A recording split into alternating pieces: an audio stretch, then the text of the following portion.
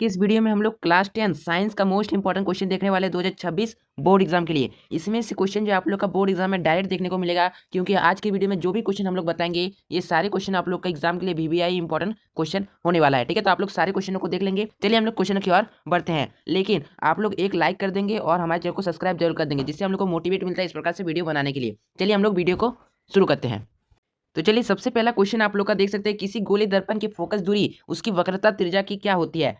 ठीक है, किसी भी गोले दर्पण की फोकस दूरी जो है उसकी वक्रता त्रिज्या की क्या होगी, उसी को आप लोग को बताना है। तो आप लोग एक फॉर्मूला पढ़े होंगे, F बराबर R/2 होता है। ठीक है, तो फोकस दूरी का क्या होगा, ठीक है, ये देखिए R का आधा हो रहा है। ठीक है, R का आधा हो रहा है, यानी फोकस दूरी का आधी होगा। ठीक है, ऑप्शन नंबर ए इसका आंसर होगा। ठीक है, नेक्स्ट आप लोग का क्वेश्चन है, जिसमें बोला जा रहा है किसी वस्तु की अवतल दर्पण द्वारा वास्तविक, उल्टा और समान आकार का प्रतिबिंब बनता है तो वस्तु की स्थिति क्या होगी। यानी वस्तु की स्थिति क्या होगी जब जो है अवतल दर्पण में वास्तविक और उल्टा और समान आकार का प्रतिबिंब बनता है, तो वस्तु की स्थिति जो होगी वो सी पर होगी। ठीक है, तभी जो आप लोग का वास्तविक, उल्टा और समान आकार का प्रतिबिंब अवतल दर्पण पर बनेगा। ठीक है, तो ऑप्शन नंबर सी इसका आंसर होगा, सी पर। ठीक है, नेक्स्ट आप लोग का क्वेश्चन है, देखिए वाहनों के अग्रदीप में किस दर्पण का प्रयोग किया जाता है। तो इस क्वेश्चन को आप लोग याद कर लीजिए, आपके एग्जाम के लिए बहुत ही अधिक इंपॉर्टेंट होने वाला है। तो वाहनों के अग्रदीप में जो है अवतल दर्पण का प्रयोग होता है, ऑप्शन नंबर ए जो है इसका आंसर हो जाएगा।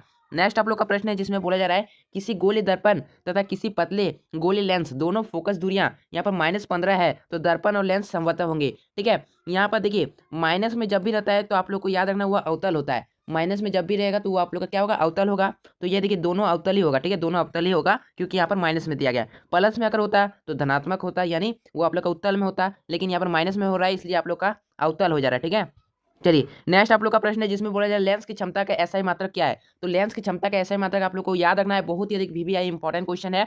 लेंस की क्षमता का एसआई यूनिट आप लोग का डायोप्टर होता है, ऑप्शन नंबर बी जो है इसका आंसर होगा। नेक्स्ट आप लोग का प्रश्न है, जिसमें बोला जाए मानव नेत्र में जिस भाग पर किसी वस्तु का प्रतिबिंब बनता है वह है। तो मानव नेत्र में जिस भाग पर प्रतिबिंब बनता है वो आप लोग का दृष्टि पटल होता है। ठीक है, ऑप्शन नंबर डी इसका आंसर होगा, दृष्टि पटल। नेक्स्ट आप लोग का क्वेश्चन है, नेत्र में प्रवेश करने वाली प्रकाश की मात्रा को नियंत्रित कौन करता है। आपको याद रखना है पुतली करता है, ऑप्शन नंबर ए जो है इसका आंसर होगा। कौन करेगा, पुतली करेगा, ऑप्शन नंबर ए जो है इसका आंसर हो जाएगा। चलिए हम लोग नेक्स्ट क्वेश्चन की ओर बढ़ते हैं, जिसमें बोला जा रहा है निकट दृष्टि दोष को किस लेंस से दूर किया जाता है। देखिए जब भी निकट दृष्टि दोष बोला जाए किस लेंस से दूर किया जाता है तो आपका अवतल लेंस हो जाएगा। अगर दूर दृष्टि दोष बोले तो आप लोग का उत्तल लेंस होगा, लेकिन यहाँ पर निकट बोला इसलिए आप लोग का अवतल लेंस हो जाएगा। ठीक है, ये क्वेश्चन आप लोग का एग्जाम में बहुत ही अधिक इंपॉर्टेंट होने वाला है, तो इसको कर लेंगे। फिर ऐसा यूनिट से तो आप लोग का एग्जाम में क्वेश्चन रहने ही वाला है, तो इसको भी आप लोग को कर लेना है। देखिए विभवांतर का ऐसा मात्रक जो आप लोग का वोल्ट रहता है, ऑप्शन नंबर ए इसका आंसर होगा। कूलम आपका आवेश का होगा। ओम जो है आप लोग का प्रतिरोध का होता है, और एम्पियर आप लोग का विद्युत धारा का होता है। सभी को आपको याद कर लेना है। नेक्स्ट आप लोग का क्वेश्चन है, निम्न में कौन पार्श्व क्रम संयोजित किया जाता है। पार्श्व क्रम में हम लोग किसको जोड़ते हैं उसी को बताना है। ठीक है, तो क्वेश्चन नंबर 10 का जो आंसर होगा क्या होगा, यहाँ पर देख सकते हैं ई मीटर को तो नहीं जोड़ते हैं, ऑप्शन नंबर 20 का आंसर होगा वोल्ट मीटर को पार्श्व क्रम में जोड़ा जाता है। ठीक है, नेक्स्ट आप लोग का क्वेश्चन है, जिसमें बोला जा रहा है देखिए जब किसी चालक तार से विद्युत धारा प्रभावित होती है तो गतिशील कण है, तो इसमें से गतिशील कण जो है क्या होगा। तो गतिशील कण जो है आप लोग का इलेक्ट्रॉन होता है, ऑप्शन नंबर डी जो है इसका आंसर होगा। नेक्स्ट आप लोग का क्वेश्चन है, जिसमें बोला जा रहा है पश्चिम की ओर प्रक्षेपित कोई धनावेश कण किसी चुंबकीय क्षेत्र द्वारा उत्तर की ओर विक्षेपित हो जाता है तो चुंबकीय क्षेत्र की दिशा क्या होगी। ठीक है, तो चुंबकीय क्षेत्र की दिशा जो यहाँ पर बोला जा रहा है तो क्या होगा, तो क्वेश्चन नंबर 12 का जो उत्तर होगा आपका क्या होगा, देखिए ऊपर मुखी होगा। ठीक है, ऊपरी मुखी होता है, यानी ऑप्शन नंबर डी इसका आंसर होगा। नेक्स्ट आप लोग का क्वेश्चन है, जिसमें क्या हो रहा है, देखिए जब दो या दो से अधिक पदार्थ मिलकर एक पदार्थ का निर्माण करता है वो किस प्रकार की अभिक्रिया होता है, आप लोग को याद रखना है संयोजन अभिक्रिया होता है। ठीक है, इसी प्रकार से आप लोग वियोजन अभिक्रिया का याद कर लेंगे, और विस्थापन, द्विविस्थापन, क्योंकि एक समीकरण वाला क्वेश्चन आप लोग के एग्जाम में फिक्स है, आप लोग का पूछा जाता है, तो इस क्वेश्चन को आप लोग जरूर कर लेंगे। नेक्स्ट आप लोग का प्रश्न है, चिप्स की थैली में कौन सी गैस भरी होती है। तो आपको याद रखना है कोई भी पैकेट वाला जो सामान होता है उसकी थैली में जो क्या भरा होता है, यानी चिप्स की थैली में कौन सा गैस आप लोग का होगा, नाइट्रोजन गैस होगा, ऑप्शन नंबर बी जो है इसका उत्तर हो जाएगा। नेक्स्ट आप लोग का प्रश्न है, निम्न में कौन जो है प्रबल अम्ल है। ठीक है, यानी इसमें से कौन जो आप लोग का प्रबल अम्ल हो जाएगा, तो यहाँ पर ऑप्शन आप लोग देख सकते हैं, आप लोग का जो है ऑप्शन नंबर ए होगा HCl। ठीक है, HCl यानी हाइड्रोक्लोरिक एसिड जो आप लोग के पेट में पाया जाता है। ठीक है, यानी ऑप्शन नंबर ए जो है इसका आंसर होगा, क्योंकि यह जो है हम लोग का प्रबल अम्ल हो जाएगा। चलिए नेक्स्ट आप लोग का प्रश्न है, जिसमें भी देख सकते हैं अपच का उपचार करने के लिए निम्न में से किस औषध का उपयोग होता है। ठीक है, अपच, ठीक है, अपच का प्रयोग के लिए निम्न में से किस औषधि का जो है प्रयोग होता है, आपको याद रखना है एंटीसीड का प्रयोग होता है, ऑप्शन नंबर सी जो है इसका उत्तर होगा। नेक्स्ट देख सकते हैं, जिसमें बोला जा रहा है संतरा में कौन सा अम्ल पाया जाता है। ठीक है, तो संतरा में कौन सा अम्ल पाया जाएगा, आपको याद रखना है कि संतरा में सिट्रिक अम्ल पाया जाता है। ठीक है, उसी प्रकार से इमली में टार्टरिक अम्ल पाया जाता है, तो आप लोग को ये सारे को जो है याद कर लेना है। नेक्स्ट आप लोग का प्रश्न है जिसमें देख सकते हैं सीसा और टीन के मिश्र धातु को क्या कहते हैं, ठीक है। इस प्रकार से क्वेश्चन जो है हमने आप लोग को और भी कराया है, जैसे कॉपर और जिंक का मिश्र धातु को हम लोग पीतल कहते हैं, उसी प्रकार से सीसा और टीन के मिश्र धातु को हम लोग सोल्डर कहते हैं। ऑप्शन नंबर ए जो है इसका उत्तर होगा। नेक्स्ट आप लोग का प्रश्न है एक धातु जिसमें चमक होती है, तो आपको याद रखना है किस धातु में आप लोग का चमक होता है। तो अधातु में, अधातु यहाँ पर अधातु बोला है, ठीक है। तो कोयला में तो कोई चमक नहीं होता है, सल्फर में भी नहीं, ब्रोमीन में भी नहीं, लेकिन आयोडीन जो है वो हम लोग का अधातु होते हुए भी है उसमें चमक होता है। और एक चीज आप लोग का हीरा भी होगा, ठीक है, हीरा में भी चमक होता है, यानी आयोडीन या हीरा कोई भी आप लोग को ऑप्शन में दिखे तो उसको आप लोग को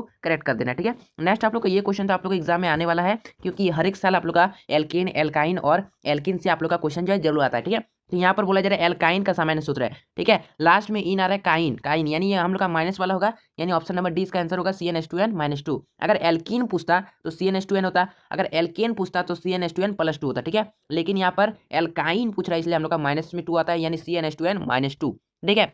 CnH2n इतना तो तक केवल सेम रहता है, केवल यहाँ पर देखिए किसी में -2 लगता है, किसी में +2 लगता है और किसी में नहीं लगता है, ठीक है। बस इस प्रकार से आपको याद कर लेना है। नेक्स्ट क्वेश्चन है कार्बोक्सिलिक अम्ल का पर्यात्मक समूह है, तो आपको याद रखना है कार्बोक्सिलिक अम्ल यानी कार्बोक्सिलिक एसिड जब भी बोला जाए तो आप लोग का कौन सा ऑप्शन होगा, ऑप्शन नंबर डी होगा, COOH होता है, ठीक है। अगर आप लोग का एल्डिहाइड पूछा जाए तो आप लोग का CHO होगा, अगर एल्कोहल पूछा जाए तो OH होगा, अगर कीटोन पूछा जाए तो CO होगा, ठीक है। आपको चारों को याद करना है क्योंकि चारों में से एक क्वेश्चन आप लोग के एग्जाम के लिए बहुत ही महत्वपूर्ण होने वाला है। नेक्स्ट क्वेश्चन देख सकते हैं निम्न में कौन प्रकाश संश्लेषण का उत्पाद नहीं है, यानी इसमें ऑप्शन आप लोग देख सकते हैं इसमें से कौन जो है आप लोग का प्रकाश संश्लेषण का उत्पाद नहीं है। तो क्वेश्चन नंबर 22 का जो उत्तर होगा आप लोग का कार्बन डाइऑक्साइड जो है हम लोग का प्रकाश संश्लेषण का उत्पाद नहीं है, ठीक है, कार्बन डाइऑक्साइड नहीं बनता है। चलिए नेक्स्ट क्वेश्चन है देख सकते हैं पौधों में भोजन का स्थानांतरण किसके द्वारा होता है, यानी पौधों में अगर भोजन का स्थानांतरण अगर बोला जाए तो आपका फ्लोएम द्वारा होगा, अगर जल का बोला जाता तो जैसे जल जैसे जाइलम होता, ठीक है। यहाँ पर जल का नहीं बात की जा रही है, यहाँ पर आप लोग का भोजन का बात हो रहा है, ठीक है, इसलिए आप लोग का फ्लोएम हो जाएगा, ठीक है। जल का भी बात होता तो आप लोग को जाइलम याद रखना है, ठीक है, दोनों को आप लोग को याद रखना है। नेक्स्ट क्वेश्चन है मछली के हृदय में कोष्ठों की संख्या होती है, ठीक है, इंपॉर्टेंट क्वेश्चन है। मछली के हृदय में आप लोग को याद रखना है 2 कोष्ठ होते हैं, और देखिए मेंढक का 3 होता है, उसी प्रकार से देखिए मनुष्य का 4 होता है, ठीक है, सभी को आप लोग को याद कर लेना, ठीक है। नेक्स्ट आप लोग का प्रश्न है जिसमें देख सकते हैं कौन सा हार्मोन देख सकते हैं रुधिर में शर्करा की मात्रा को नियंत्रित करता है, ठीक है, शर्करा की मात्रा को कौन नियंत्रित करता है रुधिर में, ठीक है, उस हार्मोन का जो है हमें नाम बताना है। तो कौन सा हार्मोन होगा आपको याद रखना है, इंसुलिन होगा, ऑप्शन नंबर ए जो है इसका उत्तर होगा। नेक्स्ट आप लोग का प्रश्न है सबसे छोटी अंतःस्रावी ग्रंथि कौन है, तो सबसे छोटी अंतःस्रावी ग्रंथि आप लोग का कौन होगा, आपको याद रखना है ऑप्शन नंबर बी जो इसका आंसर होगा प्यूटरी ग्रंथि होगा, ठीक है, ऑप्शन नंबर 20 का उत्तर हो जाएगा।